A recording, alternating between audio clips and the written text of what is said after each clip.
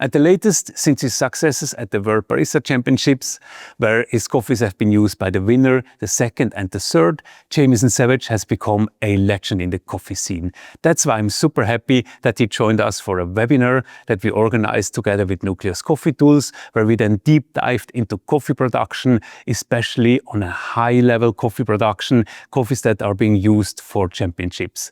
And Sam Corra from Nucleus Coffee Tools joined in and then also shared his perspective on how to roast this coffee then to excellence. So you're going to learn a lot in this webinar that you're now going to see. So make sure you take a paper, have a pen ready to take notes. Unfortunately, I did a little mistake on the recording of the session, so you will see Sam and Jamison only quite small, but the sound is good, so open your ears. Make a paper ready, make sure you take notes, and now enjoy the webinar. And by the way, we are regularly organizing these webinars together with Nucleus Coffee Tools. So if you want to join in one of the next sessions, then make sure you subscribe to our newsletter to be sure that you get the information early enough to register for the next webinar. Well, I'm glad that you're here, and it's great to be with everyone. I've been looking forward with anticipation to the conversation and hope I can add some value. Good, good. No, great. And we already have a lot of people here. Some are coming from Ethiopia, from Iran, from Samoa, from Austria, Germany, everywhere. But yeah, I would say let's start because we have just such a fantastic topic today. We are going to talk about coffee production on the really highest level. And then also, of course, since many of you are roasters, how to roast these coffees. And therefore, we have the two guests that are most probably the most perfect guests one could imagine. One is Sam Corra from Nucleus Coffee Tool, who you already know, who has already roasted quite a lot of coffees for World Championships. And then directly from Panama, and I'm super happy that you are here, we have Jamison Savage from Finca Deborah, from Savage Coffees, who is one of the best coffee producers in the world, and who is also the one that has produced the three coffees, Elipse, Nirvana, and Terroir, who have been the coffees that have won first, second, and third at the World Barista Championships in Busan. And I'm really happy to have you here. And I think we could probably directly start with you, Jamison, that you just tell a little bit about you, give a little bit about background about you, your coffees, the Finca, and yeah, that's surely of interest to all of you. Yeah. Well, Ingo, thanks again for the opportunity to talk with your folks here, and I guess you're in Germany at the moment. It's always good to have my buddy Sam Corra on the call as well. So I'm one of those unlikely success stories. I did not start out in coffee. I'm actually a first-generation coffee producer from the United States originally. And in about 2005, I decided it was time to start allocating capital outside the United States. And I'll make this very, very quick because I know we have a lot to talk about. I fell in love with the country. Things in 2005 were kind of the Wild West here in Panama. They still are in many ways, as Sam can probably attest. And I was here for a real estate development project that I had started. And one thing led to another. I decided it was time to get into some agriculture, to allocate some capital into agriculture as a currency hedge. And I ended up buying a piece of property in the rainforest in the absolute middle of nowhere, in a place where there was no coffee, and a place where the terroir was so dramatic that people had told me there was no way that this will work. But I did it anyway. And in 2010, that was 2005 when I purchased the land, I waited patiently to find the right group of people to begin the farm and the project. And in 2008, we began the infrastructure. But in 2010, we planted the first seeds in Volcan at Finca Deborah, which is sort of our crown jewel single estate farm, which I'm sure most of you have probably heard about or read about or even had some of our coffees. And I fell in love with agriculture primarily at the very beginning. It was a very long process to cultivate coffee at these altitudes, starting at 1900 meters and then going to 2000 meters. And that was the primary obstacle. People familiar with coffee in Panama recognized that really planting coffee over 1,850 meters was a gamble and highly unlikely to succeed. And in 2010, we planted our first seeds. It took 4 years to taste the coffee, 4.5 years. And we knew we had something special. In 2015 was the first harvest where on 10 hectares, we actually had 40 pounds of coffee. That's roughly 18 kilos. And it's pretty astonishing what flavor profiles this coffee had. And we weren't exactly sure why until I got into learning about the wine industry and wine processes and the French word called terroir. And what we learned is that terroir makes up an extraordinary proportion of a coffee's or anything that you're growing flavor profile. So altitude was important, but it wasn't just the altitude, it was the cool temperatures at night. In 2016, we had some success in the World Barista Championship, and then really the rest is sort of history. I have a very, very close relationship with Sam Corra, Sasha Sestic. They were visiting me one year in 2016, actually, Sasha. And this was shortly after he had won the Barista Championship, the World Barista Championship. And I had asked just passively, what is this carbonic macerated process that you used to help win the Barista Championship in 2015? So he shared the carbonic process with me. And then the rest is sort of history. We've had a parabolic rise in success with quality as well as competition. Sam Corra, I'm actually drinking Vivid right now, Sam. Vivid is a coffee that Sam and I and the team put together in 2016, and he went on to take second place in 2017 in Budapest with Vivid. So the long story short of it is I fell in love with agriculture first, and then I fell in love with coffee after I tasted coffee from Finca Deborah. And since then, I've been extraordinarily passionate about coffee, innovation, and the creation of flavor in coffee.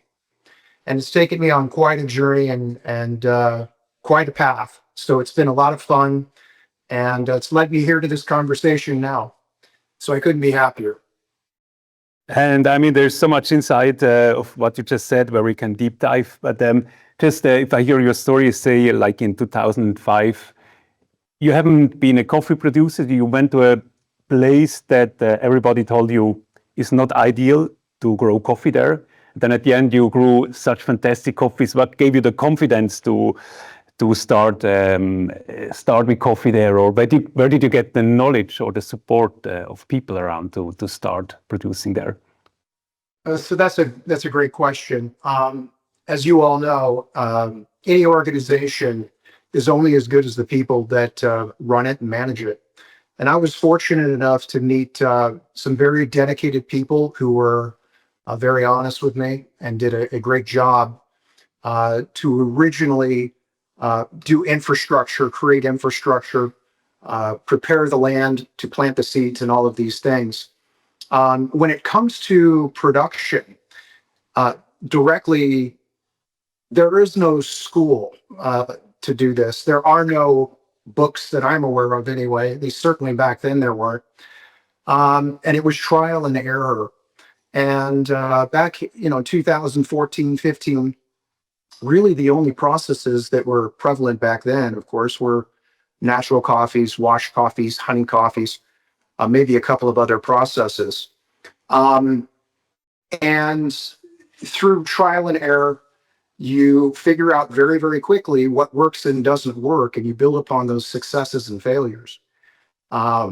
And then, of course, when we get into 2016, 2017, 18, when the production revolution was born, you're dealing with a lot of innovation, a lot of technology, a lot of risk taking, a lot of failure, and a lot of success. So to answer your question, really it was intuitive.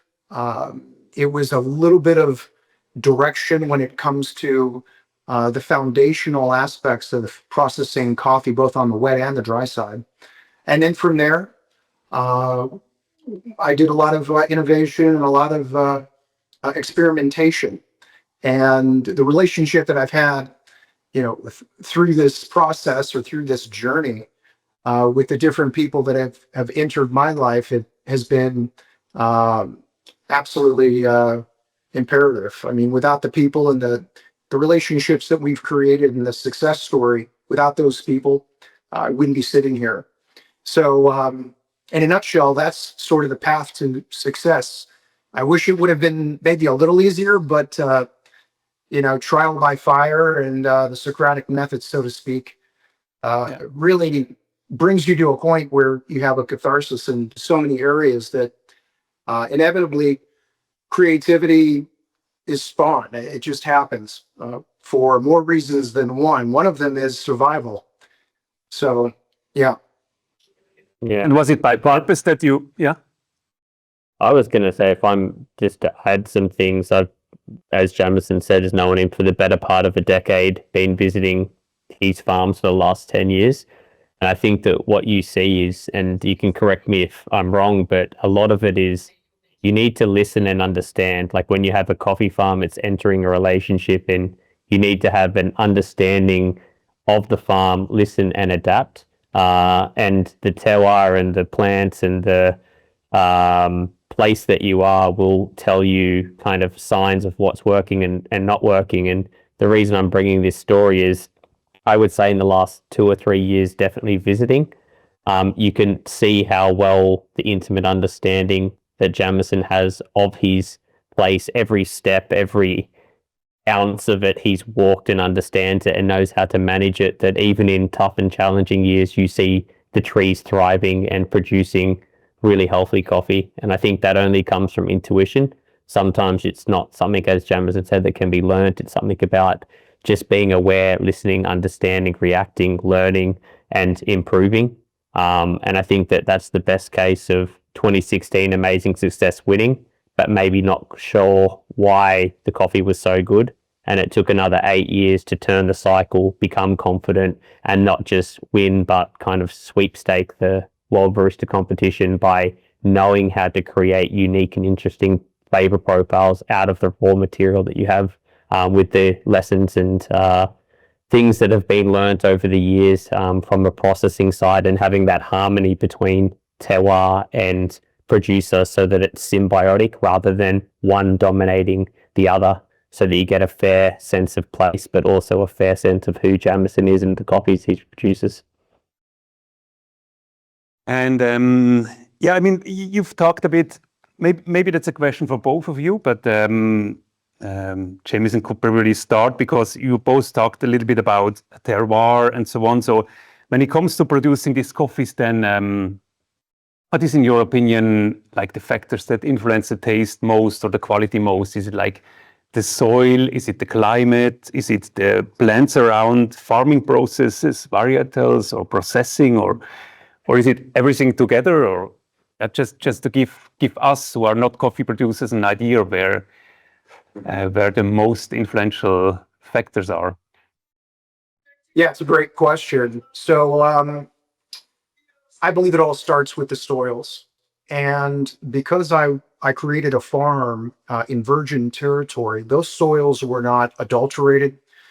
Those soils were not destroyed with herbicides or pesticides. We don't spray pesticides or herbicides on any of our single state farms.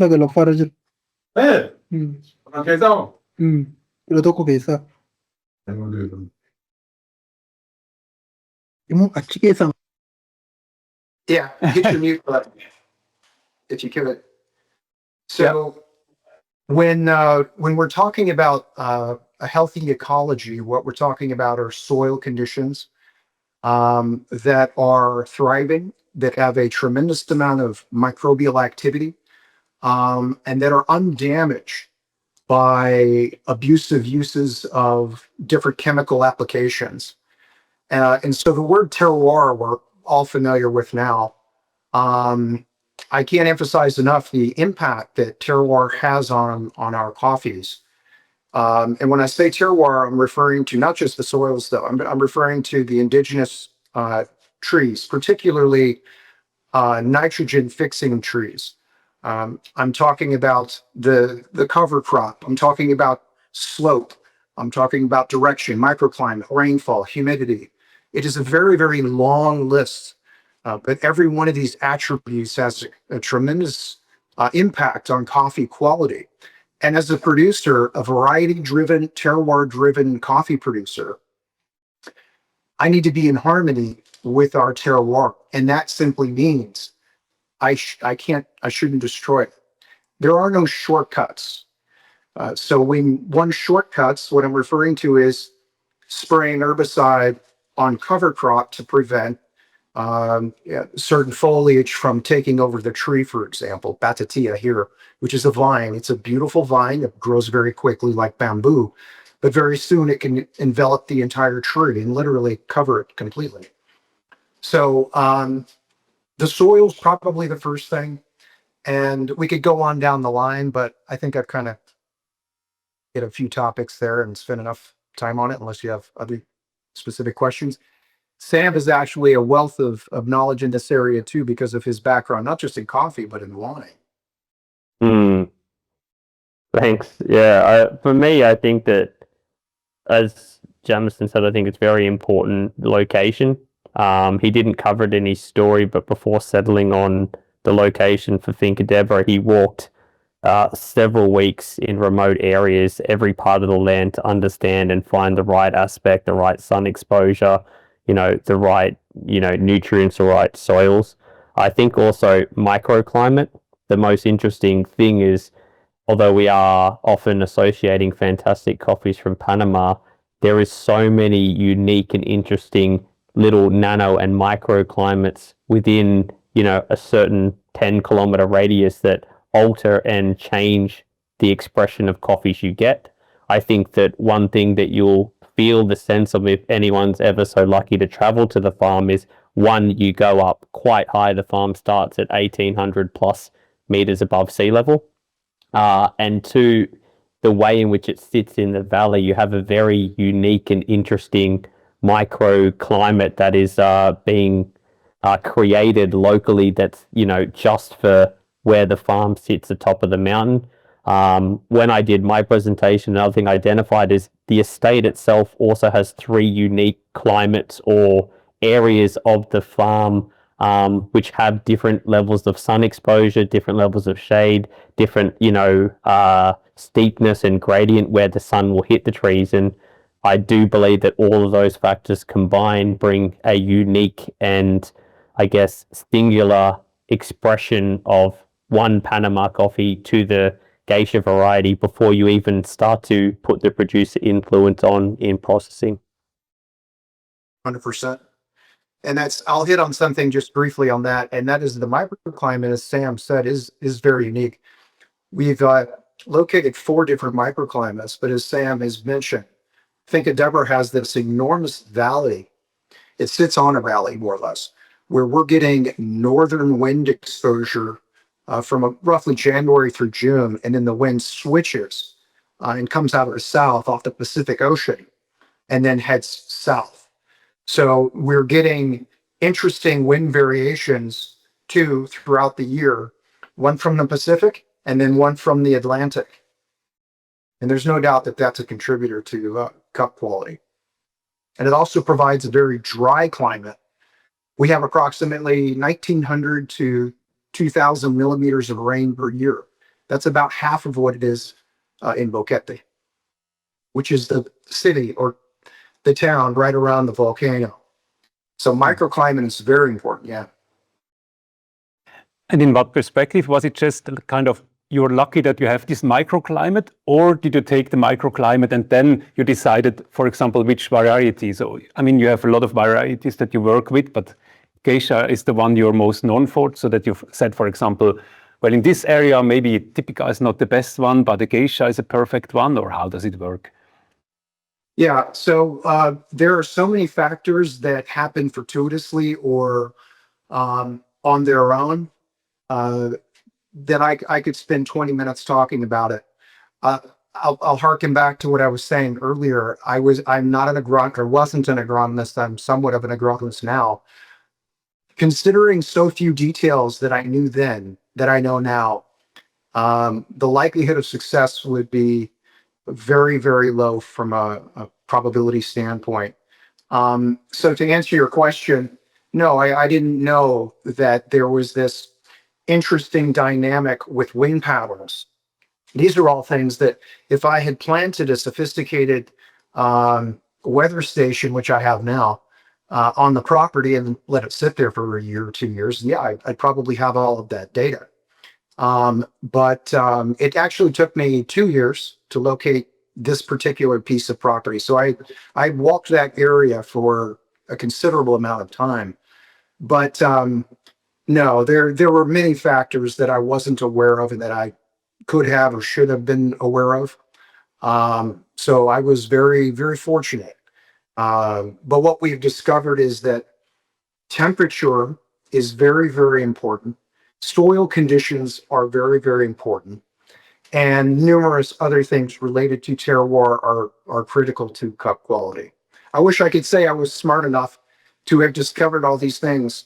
I knew just enough to be fairly dangerous. But through the years of doing what I've done, obviously, my knowledge base is considerably higher. I look back on the decision to create Finca Deborah and just kind of, I shake my head, and it's a little humbling, honestly. Yeah, and I think if I can add to know some of the stories, some elements were trial and error. There's a back ridge where there was some pacamara trees and some survived, some didn't. Some trees you'll go to and 15 years later, they're still a meter tall and haven't grown just because that particular area is not ideal for growing coffee.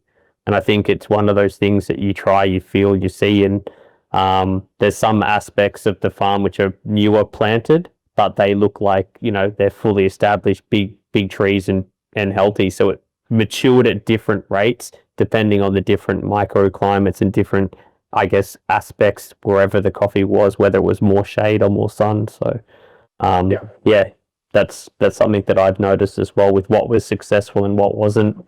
And a lot of it was in, I think you have 15 hectares and 12 hectares planted. Is that correct? Yeah, right around 15 hectares, which include Cassiopeia, Bourbon, obviously Geisha. We've tried to plant many different varieties. Not all of them succeed. So Sam is exactly right. The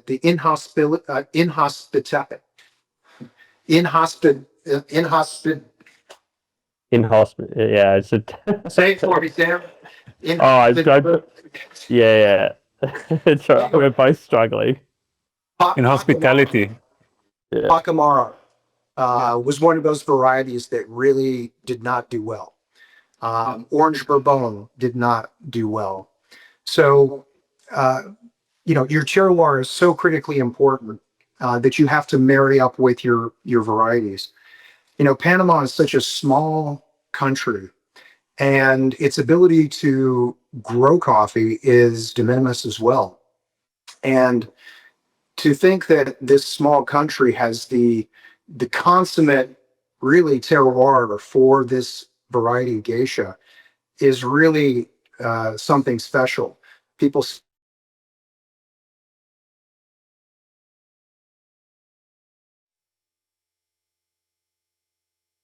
We may have slight internet issues over in Bukete.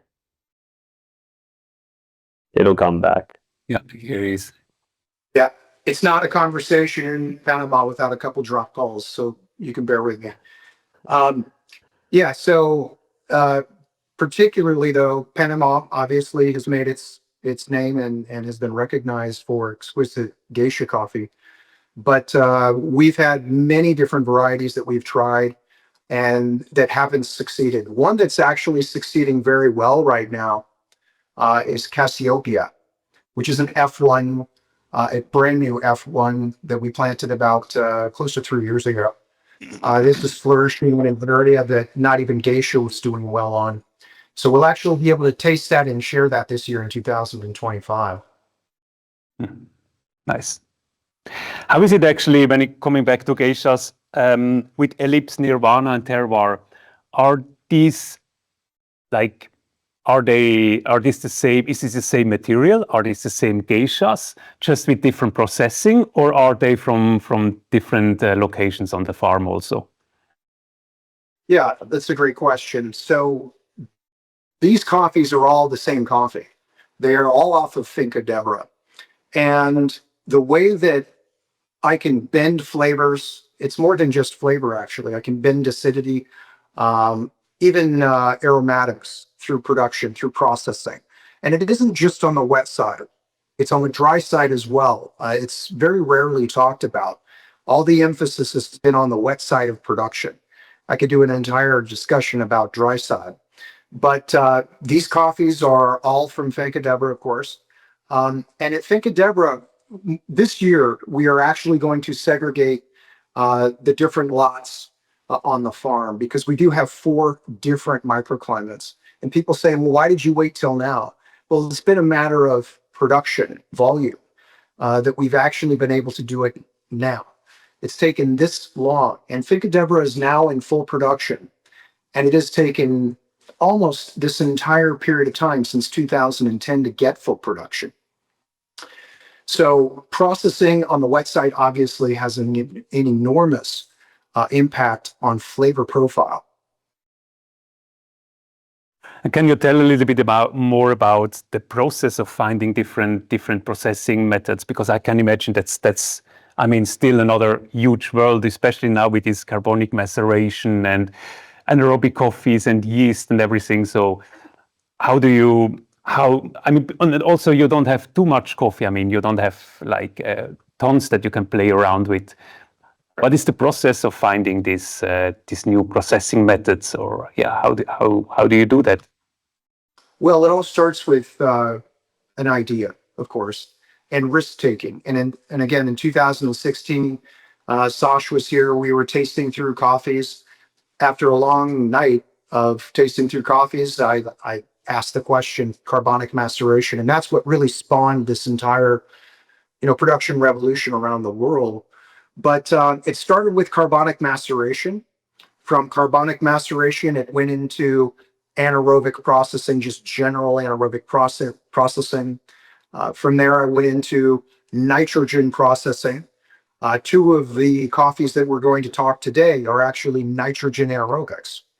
So even the gases, these inert gases, whether carbonic maceration, whether nitrogen maceration, or even straight up anaerobics, all have an impact on flavor profile. And how do we get to this point? How do we get to this level? Through innovating, through risk-taking, through experimentation, through a real passion, really, for, pioneering flavor. And not only that, but I'd like to add that, through sharing information, through the pleasure and experience of sharing that information with Sash, for example, all the work that I've done here. He shared with me the work that he does in Ethiopia. Sam, we've been dialoguing for years on this topic, and we do it freely. And what does that mean? It means that we trust each other with information, and we want to build upon our successes together. So without that, we wouldn't be sitting here today.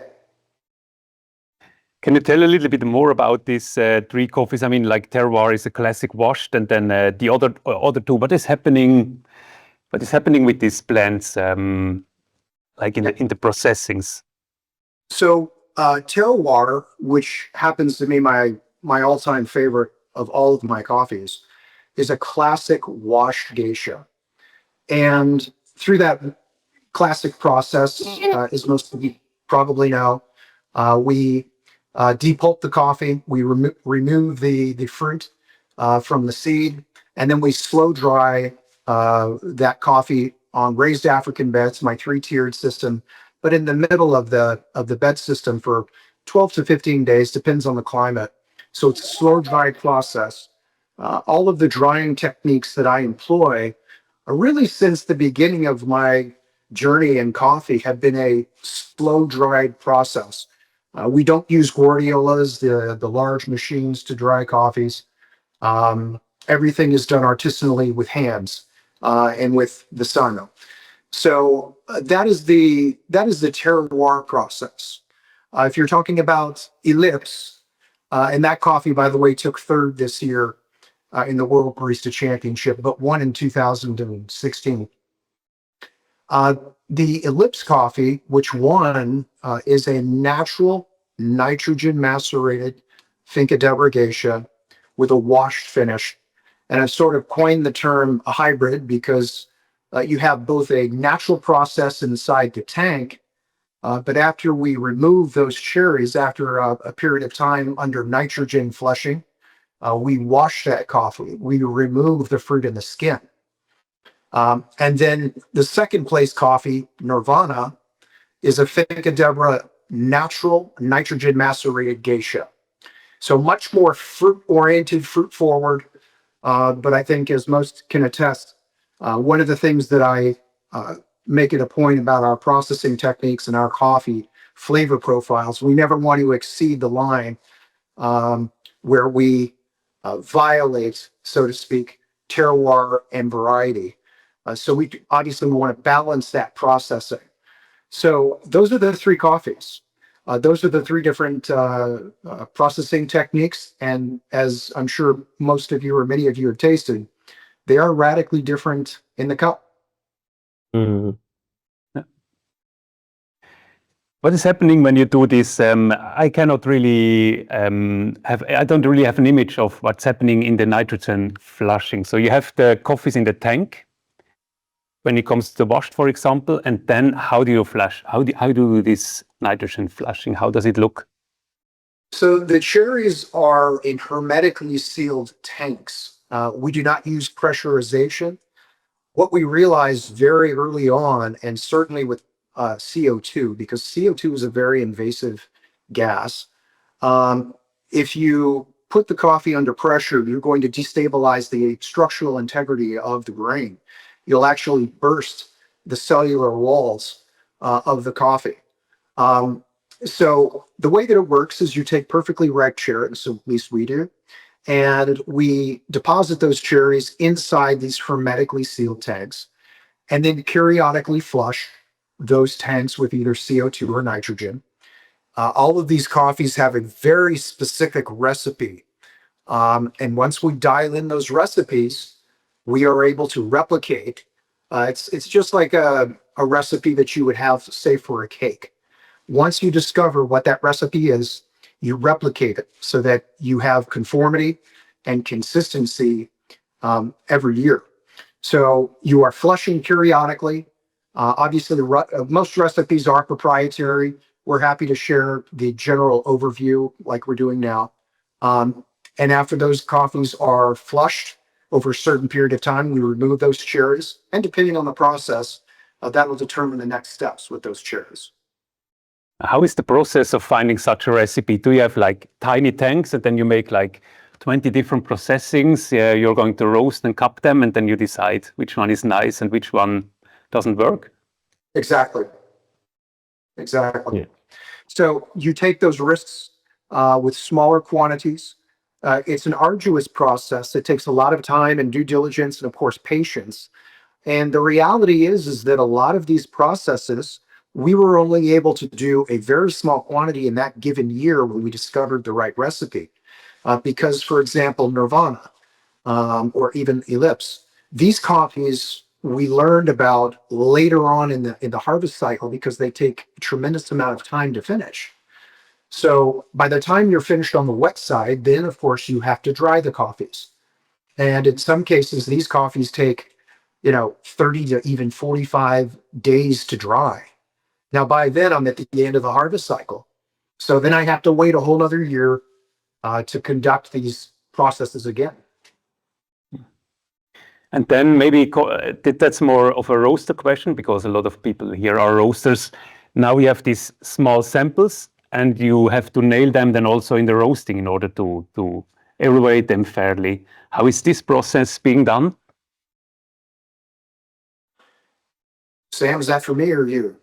Maybe look, I think the nice thing is to, as I said, because I'm going to present some ideas on how to approach the different coffees that we have in question, and my idea. It's always nice because I know from your perspective you do your own roasting and quite good at it. So it's more understanding when you are looking at these how you'd prepare it. It'd be nice to hear from you, and later on when we get into the more specifics, I'll go into some more aspects from my learning and working with your coffees for the last 10 years of what I've discovered. Yeah, I'll add parenthetically to this conversation an interesting development that happened with our first experiment, which was Morgan Estate, actually. What we discovered was the carbonic maceration process. When the coffee is finished, that is when it's finished drying, you're finished on the wet side, you're finished on the dry side. The coffee really needs to rest for almost an entire month. And in some of these processes, even longer. When I had finished the process and was so eager to taste this coffee, I couldn't wait. I put it on the table very shortly after, maybe a day or two, I had finished the process. And I was so disappointed. I literally dropped my spoon when I was on the table, and I thought, man, that was a real waste of time. I can't believe how excited I got about this. Well, I ended up shipping the coffee to Sash and Sam and the team in Australia. Well, it took about 2 weeks for them to get it, and then by the time they roasted it, I think it was right around 3 weeks to a month afterwards. And Sam, you can finish the story there. I mean, Yeah. I'll put it this way: I got a frantic phone call from Sasha. Yeah. Yeah. Yeah. Yeah. It's a little bit the same. This coffee is amazing. It's really good. And I think that in some ways you almost question what sample did I send because it wasn't the same experience that I had.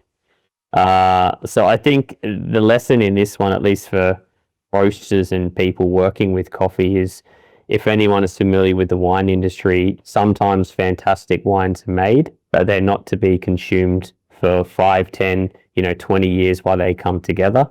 I think the quality and the styling of some of Jamison's wines and these innovative processes, it actually takes some months sometimes for the coffees, the enzymes, the proteins, the acids to stabilize to a point that they're going to showcase their best, qualities. And sometimes it's 9 months after harvest where these coffees really start to showcase their incredible characteristics. From a small side, to answer your initial question, when you do a process and how do you experiment and roast these coffees, my simple answer would be having an understanding of the coffee itself. It's very easy with the system that we have with the link because we do understanding of the density and the process. The most interesting aspect is what Jamison said, is all of his coffees come as a combined that they harvest. They're not separating the different terroirs. But if you have a look at the different processes, the impact that has on the density of the coffee and how those coffees will behave and what roast approaches are designed best for those coffees will greatly differ depending on, the finish that it's done. And the amazing aspect that I find is even with the 3 coffees that we have in question tonight, morning, or whatever it is for you guys, there's such a vast difference that you would almost question, are they from the same source when you look at them from a data and roast approach perspective? But when you correlate that to preparing the roast correctly for the coffee at hand, and for anyone who's had the chance to try the Trinity series and what was released, you'll notice that all of the coffees are absolutely stunning. Incredible, super unique. But the way to get that true, perfect expression, you need a very different approach to the coffees, in my opinion. One tendency that I'll go out and say is the longer the ferment is under gas or in tank and finished as a natural, you see a massive reduction in the grain density when it comes to the scale of that coffee. Often for me, and people think when you are roasting geisha, you need to approach it very delicately. But some of the more fermented coffees like your Enigmas, your Symmetries, or your even Nirvanas, I actually am quite aggressive with a heat application to some degree that I find the best result is treating it in some ways of what you might find suitable for some Brazil coffees. And by actually not being too timid with the heat application, you really unlock that true exotic fruit bomb. And it will vary. And as I said, I do have some things that we'll cover when we get into more of the specifics, but definitely speaking that even from the same place, you know, it does definitely affect it, and assessing as much data that you can from the coffee to formulate an approach. And I would 100% know, knowing Jamison, that each of his different processes he would have a specific drop temperature, specific time of roast, specific development that he has discovered himself through his own trial and error to be the best expression when it comes to the cupping table or intended purpose and use. Just the same as I formulated my own opinion of how I approach the different processes and the reasoning behind them. Can you go a little bit deeper into that? So how you approached it? Because you did for all three coffees espresso and filter roasts. And Can you tell a little bit more on how you approach them and how you develop these profiles? Yeah, so I won't go into the cupping. I'm going to start a little share screen because I think it's going to allow us to just see things through a visual aspect and of some of the coffees at least. I did have a chance to share these. Hopefully you guys can see the screen, correct, Ingo? Yeah. So what we're having a look at now is the master plans for the filter approach. And I think that when you overlap the approaches to the coffee, you see just how different from a intended purpose for filter coffee that I approach the different processes. What you'll notice is, for me, the two that sit under nitrogen, at least I found that I was able to bring an expression that I thought was true to the producer, to the terroir, to the farm, by having a much higher heat application at the start of the roast and then slowing that up throughout the middle. You notice that the longest and most gentle approach, and something that I would normally typically attend to when you have classic washed, which is very delicate, very raw. If anyone's familiar with wine and particularly champagne, you would know the hardest style of champagne to make is brut nature, where they don't have any dosage or any added extras to the wine. It's just the grape juice and the terroir. That I find that a little bit more time in the roaster and a softer approach generally brings out the delicate qualities of those coffees. What I'm going to choose to do is just go into each of the profiles with a little bit more depth, because it's not just the shape, it's a lot of what I do when it comes to target elements, time in the different phases that bring out a lot of different characteristics, and I will reference back and forwards. But for me, we see that the highest approach at the start or getting through the earliest stage in dry phase is for the Elipse. A very important aspect here is this coffee is initially started as a natural, but as Jamison has mentioned, it's pulped and finished as a wash coffee. For me, the fact that it's pulped and finished as a wash coffee, when it comes to a density grain at the end of it, it has a higher density and it's a little bit more tough. But also because of the way in which it's processed, I find that I want to spend a little bit longer, and I have the ability to stretch out the Maillard phase a little bit for this particular process in comparison to Nirvana. Nirvana, I find when we look at the stage at the start, you'll notice a much flatter approach to the start of that coffee, even though we have a similar target first crack time that I'm approaching. And in theory, if you look at that, it would mean that Elipse has more time spent in the Maillard phase. For me, getting through dry phase is very important as soon as you can, depending on the coffee structure and style. But the amount of time that I want to spend in Maillard really depends on the coffee's quality. I find that Nirvana process, in comparison, if I spent too much time or really slowed down that phase too long, you can maybe bring out a side of Nirvana which has more of those chocolatey or cognac kind of qualities, And my idea was focusing this coffee on the beautiful confectionery, strawberry, and vibrant elements in order to manipulate the flavor profile for that coffee. But for Elipse, I found that in order to bring out that lovely mixture of the qualities, I needed to be a little hotter through the initial stage to give me more time spent even for that quicker roast profile. I think the tendency that you'll notice for both of these is both of them targeting a much faster first crack zone. I generally find coffees that are fermented with some kind of inert gas or anaerobically. Typically, I find a greater success, even if I'm spending longer or shorter in phases, with a generally quicker overall roast time, because the coffee has so much character, so much qualities. I find that I just seem to find a better intensity and balance with that style of process. If we compare between the two, I think the biggest difference that you'll also notice is development time or time spent after first crack. I definitely find that the finishing as a wash means that for me, the qualities of the coffee established before the point of first crack and the intensity of how much I break down those elements is what I would do after the point of first crack.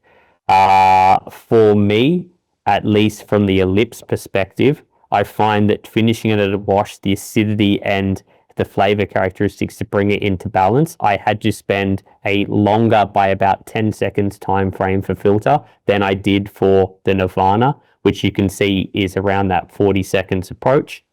For me, it's finding that fine balance of breaking down the intensities and the qualities, but not imparting roast aspects which take it away from its natural source. For me, I'm pushing it right to that limit that it's as soluble, as intense, as much of the qualities I can get out of this coffee without detracting or starting to manipulate and take it away from its original place and source. I think a big important thing that you'll notice is even throughout the different processing, that from the same farm, same elevation, same plots, we see a different target crack temperature and also my difference in overall roast time and increase. So the quickest of all three is definitely the Nirvana. The slowest in the nitrogen, you can see a little bit, is the Elipse. But when you have a look at the terroir profile, it's very different. That I did a similar approach at the start in terms of angle as I did the Nirvana, but with the terroir, you can see that we have a higher increase coming into first crack relating into a higher increase after, but over a much longer period of time, just to slowly kind of get the coffee to where I wanted it from an expression perspective. When it comes to espresso, and we have a look at the different approaches that we apply, to me, this style of coffee and application of use doesn't have as drastic difference as we saw in the filter. I find that espresso in somewhat homogenizes the approach that you want to do, and the main key details is in the timings of the different phases that you choose to use. You can see a similar aspect in terms of, if we zoom in, that Elipse definitely still has the most heat applied, and Nirvana, then terroir being the softest approach in that dry phase, or at least the start of the roast, but it's not as accentuated and it's a lot more uniformed when it comes to the approach. From a perspective of roast curve, you can see, apart from the minor differences, in terms of how I want the heat to track throughout the roast, the style of the curve is very similar.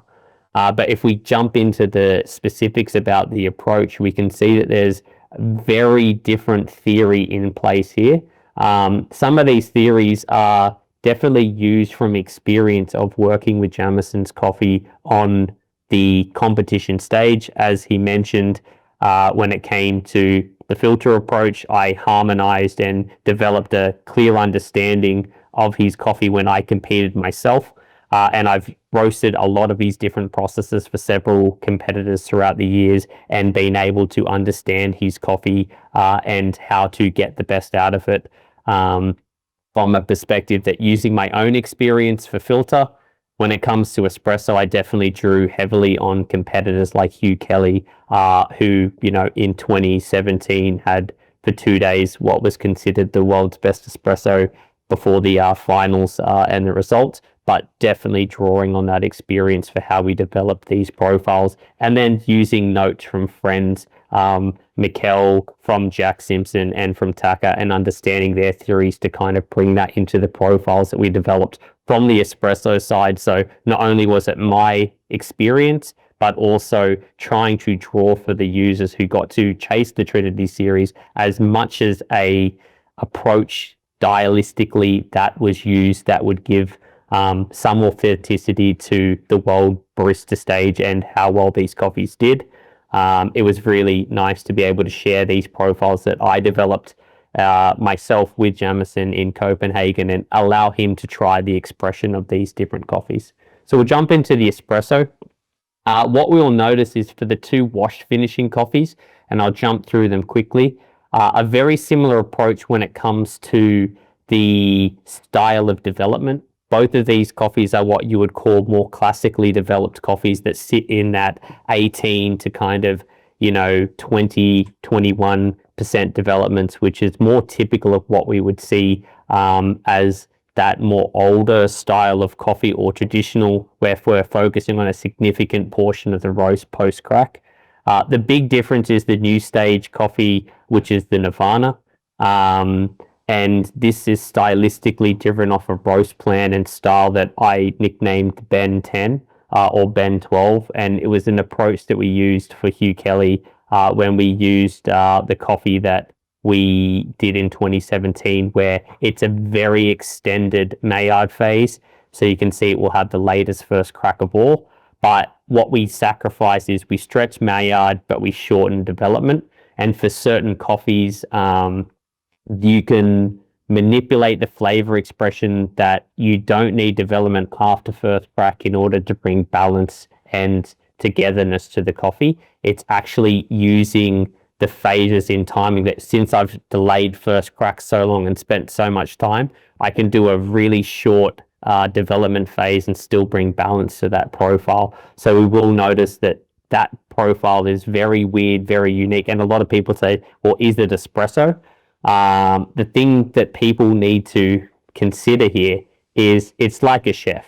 It's not that one theory will fit all coffees or all ingredients. It's about understanding the ingredient that you have in place and manipulating the approach in a tailored and strategic way that you bring and access the qualities that are more positive, or going to showcase that coffee in the best light. And a lot of people look at Nirvana, they try it, it cups amazing, it brews amazing, and then they try to do it for espresso, and potentially they might look at it and be like, well, it's a bit heavier than I expected. If you approach it like you were approaching it with the Elipse or the Nirvana, yes, it definitely has a heavy, Elipse or Terroir, it definitely will have a heavier expression. But if you listen to the coffee and manipulate some of the aspects to it, you can get this beautifully fruit-forward, incredibly distinctive espresso. And if you look through the first rounds of day 1 and day 2 and how well Jack did with this profile, knowing Matt, his roaster, and how talented he is at bringing out the expressions, roasting for Anthony and also for Matt, they definitely did an approach that highlighted and showcased the prettier side of Nirvana, the femininity, the really soft, delicate and vibrant notes over that just power and intensity and weight. And I think that that's testament to the talent of that team that they have at Axel, with utilizing a coffee that is maybe better suited for filter and bringing it out incredibly through the espresso to just kind of wow you from the characters that it can have. So thing to look at for your lips, we can see, a variation in the crack time. We can see a almost fully developed profile, much higher amount of heat when we did the comparison approach at the start of the roast, stretched out. So all of these coffees have a pretty nice, decent amount of heat planned before first crack. And you can see a kind of more standardized between that 6 to what I would say 9 degrees increase over that 20-ish% development for a total roast time of around 11 minutes for that particular profile. When we have a look at the Nirvana, again, similar total roast time, completely different roast plan. You can see way later and stretched out Maillard phase, still a kind of reasonable when you have a look back at the profiles, earlier stage through the heat, but definitely not as high and not as fast through that midsection. We are definitely traveling for that coffee far lower increase because of the styling. And I definitely find that if you do an approach where you do a very delayed first crack, if I had a very high increase over that short period of time, it would not work. But remember, it's a shorter period of time that we're not sitting 2 minutes 10, we're sitting 1 minute 20. So we still had a significantly higher time heat ratio for this particular profile in a shorter period of time for the coffee, but far delayed first crack. And if you have a look at it, much lower end degree when comparing to the Elipse, about 1.5 degrees lighter for that particular coffee that I found brought the best expression. Last one is looking at the terroir. For me, middle range that I didn't want to stretch too much, at least for my impression, when it comes to wash geishas. Unless they have that process, it's very easy if we spend too much time or too late in the roast to bring out a black tea or slightly tannic expression of that beautiful florality. And because it is more raw, and even for the filter approach, I did do a longer profile. When it comes to espresso, because of the style of the extraction, the intensity of the beverage, I choose to find a very fine balance between stretching out the different phases, but making sure that I'm not developing characteristics which are going to bring a tannic or drying quality to the aftertaste and the structure. Remember, when it comes to WBC in these competitions, a lot of the coffees are judged not just on the flavor expression, but also on the sensory and tactile feeling and texture of the sweetness, the weight, the aftertaste, the bitterness. And so understanding the variety, tailoring or an approach which is going to bring the best value out of the coffee. You can see end degree is very similar on this particular profile as what we did for Nirvana with Elipse being the highest heat to time ratio. This is the quickest profile out of all of them. Even though it's the largest amount of development. So in order to make sure I have a really juicy body, not overly drying, I have been a little bit quicker through the middle stage, softer at the dry stage, but actually then balanced out the intensities by spending a little bit more time in the development stage. And we have a similar increase from the point of first crack as what we had for the Elipse profile. So for me, that's, the way in which I approach these three coffees and the reasons why. Nice. Hey, thanks a lot for sharing. I have just a completely different question now, quickly to Jamison and you, Sam, because we are actually time-wise at the end of the session. Do you have to rush and run away to the next meeting, or would you have time for 1 or 2 questions? I'm good for some questions. Even if Jay is, so we can do one or 2 questions. Yeah, certainly. I always like the question answer period more than anything else, to tell you the truth. Okay, nice. Thanks a lot. Maybe just one quickly, or one group of questions when we are in these profiles that we have just talked about, Sam, taking this up. So I had the question, how do we approach competition coffees from Africa for such profiles? So maybe just more a general question, if a Link user here isn't that deep into the game as you are, where should they start, or how should they approach such high quality coffees? Should they go with the recommendation of the app and do different roast development time ratios or different profiles on the app, or with which factors should they start playing around? Best thing if you're using the Link for me is understanding the roast plans. So what we have in the system is pre-developed plans that have different power curves to suit the different coffees. I think the most appropriate thing is, if it's a filter coffee, you need to factor in one, the preparation. So not only your brewing ratio and recipe, but also the equipment, the grind size, the water, and everything that factors into how you intend to use it. For a good example about this is we had another Panamanian coffee, which is this yellow profile here. This is the same profile that we developed for Martin, the Austrian competitor, to win the World Brewers Cup Championship this year. And that was using the filter C base and editing the increase at the end of the roast to have a much higher heat to time ratio for that particular coffee to work out. My best suggestion is, if you get a coffee and you're not sure, use 50-gram batches and roast over the roast style you intend to use it, a small sample of each of the roast plans. From that understanding of which roast plan and theory basis best works, then you can use a foundation to customize and edit to get a very strong expression out of that particular coffee. That was the same thing that we did for him by saying, hey, we believe either this plan or this plan is going to work better. He picked the base plan, which is filter C, and then we amended and edited that profile. It took us much quicker to understand what was the best expression than a lot of trial and error without understanding the particular coffees. The same thing would go when it comes to the espresso. When it comes to coffees, I really strongly suggest that you think about not only the style of coffee, but also the fact that this is a competition. I would strongly recommend people to read the rules and see what the beverages are being assessed on. And then not only tailoring a coffee that you like, but tailoring a coffee that suits the set of rules and the game that you are playing.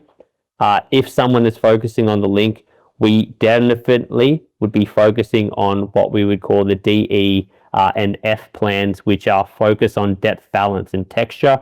And I briefly touched on it, is that coffees that tend to do well in these competitions have not only delicious flavor, but also have a very strong emphasis on the tactile elements, which is the sweetness, body, and aftertaste of those particular coffees, and making sure that your profiles are bringing that harmony between the flavor expression and the texture and the structure. Again, there's 6 roast plans there for you to explore and discuss and enjoy. And coming 4th of February, there's a completely overhaul with a new space, which is the Omni plans. And I've done a lot of work here, which will allow people to not only find from a Link a correct profile style, but this space is going to allow the transition to a production roast and playing around with those qualities. If you are doing on a drum, bigger roast or bigger air roast coffee, and you want to take that to a larger batch size. So definitely play around with the roast plans in the manual profile mode is my suggestion. Understand how the plans impact the different tastes, and also understand the game that you're playing and tailoring to the approaches of what you're doing. Definitely consider the density in the spectrum, the purpose of use of how you're going to prepare it, but also big one. And as you see with how I approach Jamison's beautiful coffees, the process is super important when it comes to the roast plan and how you would structure it. Yes, thanks a lot. Hey, Jamison, I have some questions for you. And one was, how long does actually the cherry stay flushed with nitrogen? And does this happen with water inside or with dry cherry maceration? Okay, so getting more micro on the processing, I tend to shy away from, because again, a lot of what we do is proprietary, but put it this way, it's 50 plus hours in the tank. We don't use water. Typically what happens is, as the cherries are being macerated, they are relieving themselves of the H2O or water. So there's plenty of moisture inside that tank. So the answer is no, we do not add water, but we do have the cherries inside the tank for a considerable period of time. And I will say, for those producers who are listening, and I hope there are a few out there, that stabilization of the ambient temperature is very important, because what can happen is you can get a runaway reaction in the nucleus of the tank. Keep the temperatures in the ambient below 19 to 20 degrees Celsius, and you should achieve some fairly good results. Great. Thanks a lot. And I have another quite technical question. Do you use an industrial microbial strain or the microbes present on the surface of your cherries? You're using native yeast, right? I'm sorry, say what? He was just mentioning, yeah. Are you using native yeast or do you introduce foreign yeast strains for your ferments? Yeah, so the answer is yes. There is one process that I do purchase yeasts for. The rest are all native. And that coffee is interstellar. So that is an inoculated, natural yeast processed coffee. So I do both. Yeah. And what is actually happening then with the byproducts like the skin, pulp, and so on? Do you use that for anything? Yes. So all of the byproducts are used in our composting. One of the things that we do at Deborah that is really, really important, that ignites the activity in our soils, is we do take those cherries, we do take that mucilage, which is the fruit, and we should start referring to it as fruit. That word mucilage, we've got to get rid of it in the industry. That does all go back on the composting pond. So yes, we do recycle that.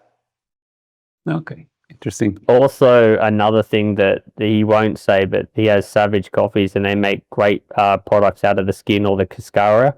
They have some really nice drinks that you should definitely have a look at, or even cascaras teas. There's different ways you can use all parts of the coffee cherries. So definitely go and check them out. savagecoffees.com or .net, I believe. Yeah, thank you, Sam. Yeah, Sam hits on an important aspect of coffee. Personally, through my journey in coffee, what I realized very early on is we're just discovering this beverage, honestly. And we're discovering it on so many levels, whether it's the production side, whether it's the single serve market, whether it's the preservation of it. But one thing I can tell you is cascara, which is, when it's done well, the dried fruit and the skin. When we're doing afterglow, for example, this is a classic natural process where we're drying the fruit and the skin onto the grain. When we remove that fruit and skin through the milling process on the dry side, believe it or not, that is an incredible beverage. I'm sure most of you have tasted it. But when it comes to the medicinal aspects of it as well, the cascara, at least our cascara, when we tested it in Norway some time ago, has a 162,000 ORAC score. It's an incredibly healthy byproduct, really, of the coffee industry. So cascara is a very interesting aspect of coffee that we're just now beginning to discover. In fact, the EU just recently has approved the consumption of it in the EU. So you can brew it hot, you can brew it cold, you can put it in yogurt. There are many different applications to cascara. But this is one of the fun things about coffee for me, is that it's constantly evolving, whether here at Origin or with new products. Coffee is a great place to be, and it's a very rare opportunity. Not very often does an industry go through a metamorphosis like coffee is over the last 5-10 years. And we're just beginning this journey in coffee and what the different applications of coffee can be. And with cascara, I can imagine that it's also important to have a good quality and an origin product, and I mean an organic product. Do you also sell your cascaras, or you Yes, don't? we do. We do. And after that testing in Norway, and we knew what the results were going to be, no heavy metals, no pesticide residue, nothing harmful whatsoever. In fact, nothing came up with the exception of organic. So we're very proud of the cascara, but cascara is very, very delicate. And personally, I really enjoy the natural dried on the grain castaras, but Finca Deborah castara is exceptional. And yes, we do sell it. There is one completely different question, or that I'm quite interested in, because I mean, you're quite away in Panama, Phuket, and how is the collaboration with these competitors actually going? Is it like they're looking around for good coffee and then they think, oh, I know that Jamison is doing a good coffee, I buy this coffee on my competitions, or is there a closer collaboration in terms of that they give you, for example, feedback and you try to find processings for them, or how does it work? Yeah, so you broke up just a little bit, but I think I got the gist of the question. And the question is when competitors contact me, how does the process work? It's different for every competitor because the level of knowledge and the experiences that every competitor has is different. So if we're dealing with someone that has talent and they don't have a lot of depth with regard to what coffees they would like or what expression they want to share with the audience, with the judges, I've had considerable experience in this area. We will walk through, number one, what are the judges, what are they looking for? What does this competitor want out of the coffee, whether it's sweetness, acidity, floral, aromatics. So what are the flavor profiles? So we will go through the entire spectrum of what that competitor is looking for. And then depending on the competitor, we will actually sponsor competitors, certainly at the highest levels. But it's a fun journey. Quite frankly, this is an aspect of what I do that I really do enjoy, and that is working with competitors to achieve their goals on stage. Nice. I have one question to you, which is maybe I don't perfectly understand it. Maybe it's quite a technical question, but there is a question, how do we approach drying of such coffees for competitions? You have seen darkroom drying. How does it work? Have you ever heard of darkroom drying? The question is darkroom drying? It's more how do you approach any specific drying for competition lots particularly? Or just your coffees in general, because you were mentioning, I think, a big point on how important the drying of the coffee is. So maybe what's your approach? So, absolutely. So again, all of our coffees have their own recipe, whether natural oriented or natural leaning or washed leaning coffees. So from the very beginning of my career in this industry, I realized that drying coffee very slowly with intent, and that means consistently agitating the coffee to have a congruent drying cycle inside the grain is absolutely critical. You dry the coffee too quickly, you get papery notes. You dry the coffee over an extended period of time where you've exceeded the duration in which you should have dried that coffee, you start to get moldy notes. You start to get grassy, strange, medicinal notes. So every coffee has its own recipe, but I did learn very early on that the best results came from coffees that were carefully, diligently, and with time dried. So when you're talking about darkroom drying, you're talking about essentially what we've discussed, and that is extending the duration of the drying cycle. So if it's a natural coffee, for example, you want that grain to absorb as much of those fruit characteristics as possible. And one way to do that is to extend the drying cycle. And so additionally, if you have cooler temperatures, you're allowing those high fruit notes, for example, to enter that grain. And so, yes, it's become very popular. Darkroom, air-conditioned drying. Now, this concept or this method of drying coffee is very expensive. You have to delegate, a space inside an enclosed area. You have a high electric bill. I don't know what the implications are regarding carbon footprint. I haven't delved too far into that side of it, but I can tell you that slow drying coffee in cooler temperatures, particularly if it's a natural coffee, is the most advantageous if you have the means to do it. If I can add on to that point as well, the most important thing is about temperature regulation as well. And one thing that Jay will do is at Finca Deborah, there's a dry house actually on the farm at super elevation, and just the natural elevation and low temperatures that you get overnight, but also the altitude assists with naturally extending the drying phase, which is a big testament to being able to control and dry it slower and have more time without potentially needing to go to the extremes of creating an environment artificially to lower the temperature when it's already self-managed. Interesting. Hey, Sam, I have another question when it comes to roasting, and this is probably more one for drum roasters than for the Link, because he's asking what charge temperatures do you usually then use for this kind of coffees? Yeah, I think it depends on two things. First, the size of the roaster, and second, the capacity of how much you're roasting at the same time, and that will go hand in hand.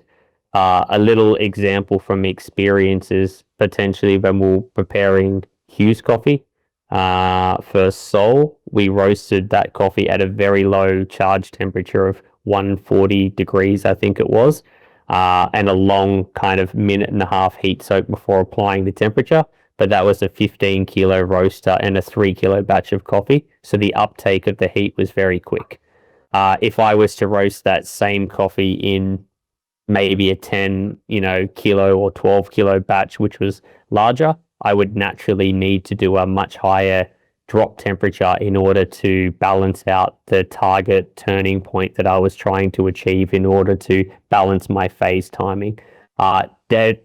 Technically speaking, would I go lower or higher? I wouldn't dictate depending on the coffee itself, like country of origin and, altitude. I'd be dictating that depending on the process and the tendency of how I know those coffees would behave. So in a nutshell, generally speaking, the washed coffees that have less kind of process influence, potentially a little bit lower, because I know that they're going to have an earlier first crack, so I can afford to have a lower turning point but still have the phase timings all match up, where the natural coffees tendency is generally a slightly later cracking point, which means I'll need a higher amount of heat energy if I wish to have a certain target roast time. So I think the factor is definitely considering how big's my roaster, how much coffee am I putting in, and then also having a look at the process of the coffee is most important than country of origin or variety particularly. That said, Geisha, if you do approach it too aggressively, has a natural tendency to tip a little bit more than other varieties. It's less robust. So making sure that those claims are all self-managed and understanding that to some degree of the variety as well. Yeah, sure. Because especially in that quality of coffees, you surely want to avoid scorching and tipping. Yeah. Yeah, and that's, I think, like thinking of purpose of use, and generally speaking, one, they are very expensive. So larger batch sizes are maybe not as ideal because of, one, the cost of the product, but two, the risk of potentially maybe not getting it right on a more manual based kind of roast program. So I would generally say that we would steer to, smaller batch sizes, giving you a larger amount of control over the heat application and allowing you to be more gentle in certain phases, but control a stable turning point, etc. Yep.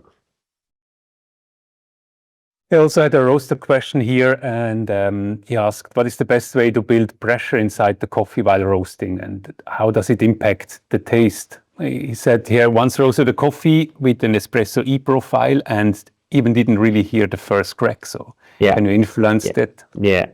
So I think that the faster and the hotter you roast, the more aggressive the crack is going to be.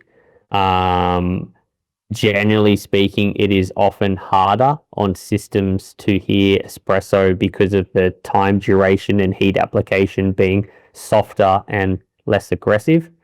you will notice generally a more prominent first crack on coffees of certain process as well. You can opt for a shorter, more aggressive hitch when it comes to the heat application, but in some ways it's somewhat sacrificing some of the potential balance and structure. What I would often say is the best way to get familiar with a coffee, if you notice it's softer first crack, at least in the Link system, is to roast it potentially on a cupping profile. Those coffees are generally having a high amount of heat energy applied and a very pronounced first crack because of the style and intended use. Get a good understanding of, what that coffee will be in terms of first crack areas and tendencies, and then translating that across to the manual profile when you select the roast plan and the density and what you want to roast. It'll give you the right roast number.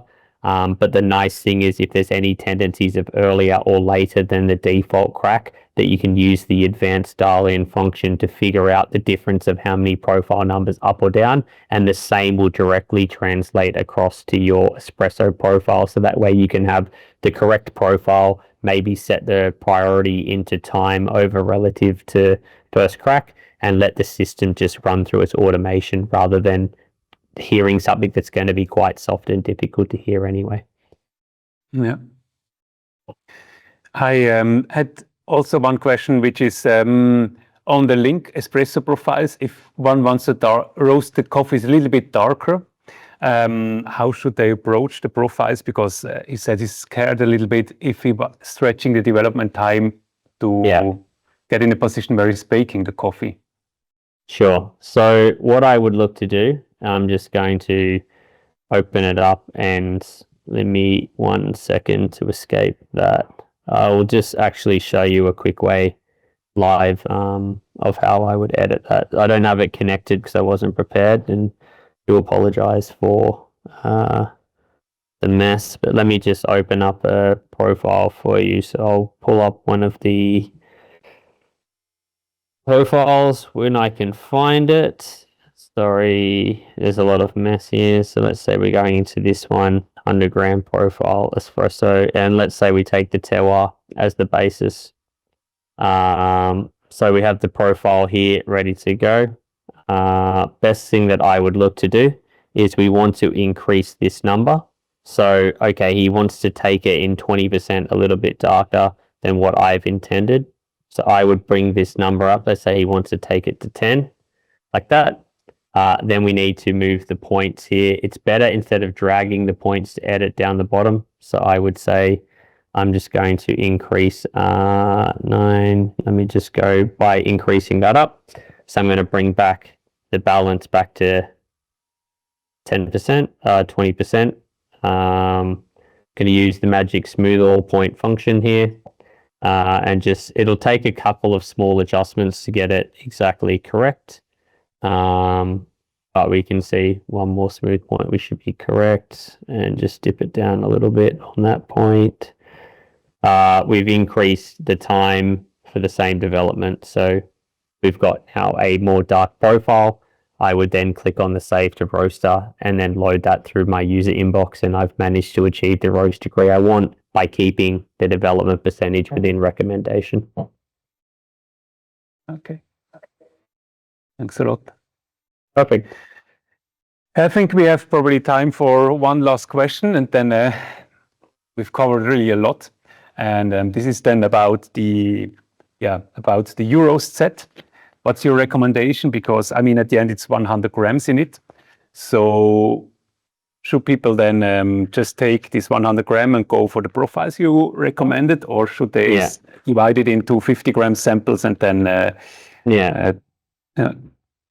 So what you notice if you load that particular profile, and I will go back into the share screen, is we developed both 50-gram and 100-gram samples.